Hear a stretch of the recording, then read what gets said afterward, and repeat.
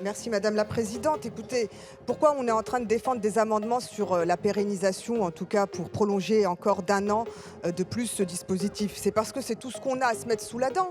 Hier en commission, on a étudié une proposition de loi de la France Insoumise qui vise à encadrer les marges de l'industrie agroalimentaire parce qu'on sait que ce sont ces marges-là qui sont à l'origine d'une inflation impossible à vivre pour nos concitoyens. Je le disais tout à l'heure, c'est 20% sur 2 ans d'inflation sur les produits alimentaires, c'est 30% sur les produits laitiers et la viande et le poisson. Donc ce qu'on vous dit, c'est soit vous prenez notre loi, on la présentera la semaine prochaine en niche parlementaire le jeudi, soit vous la votez. Et là, c'est une vraie mesure de lutte contre l'inflation, une vraie mesure qui va stopper l'augmentation des prix et pas seulement ralentir, et qui va permettre aux gens d'aller faire leurs courses avec leur salaire et d'utiliser leur ticket restaurant pour manger à midi au restaurant ou sur leur lieu de travail. Soit vous ne le faites pas, et dans ce cas-là, il nous reste les tickets restaurants prolongés pour que les gens puissent faire leurs courses avec, parce que les gens en sont à ce niveau où 25 € de courses avec des tickets restaurant, ça leur permet de mieux nourrir toute leur famille et pas seulement eux sur leur lieu de travail. Je tiens aussi à dire que la moyenne des tickets restaurants, c'est 7,70 €.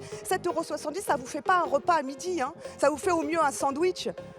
Donc souvent, il en faut 2 des tickets restaurants. Enfin, vous dites que c'est un avantage fiscal, un avantage social pour les salariés. Je vous rappelle que les salariés payent 50% de leurs tickets restaurant. Et je vous rappelle que les patrons, eux, récupèrent en exonération sociale et fiscale. Donc au final, qui est gagnant dans cette affaire? Le salarié se croit gagnant parce qu'un peu d'argent en plus qui lui permet de se nourrir, c'est pas mal. Mais les vrais gagnants, ce sont toujours les mêmes. Donc il faut aujourd'hui, soit vous prenez de vraies mesures contre l'inflation alimentaire, on vous propose une loi, la semaine prochaine, adoptez-la, et je m'adresse à tout le monde ici, vous êtes un certain nombre à être d'accord avec cette proposition de loi pour bloquer les marges Merci Madame de Chirou. l'industrie agroalimentaire.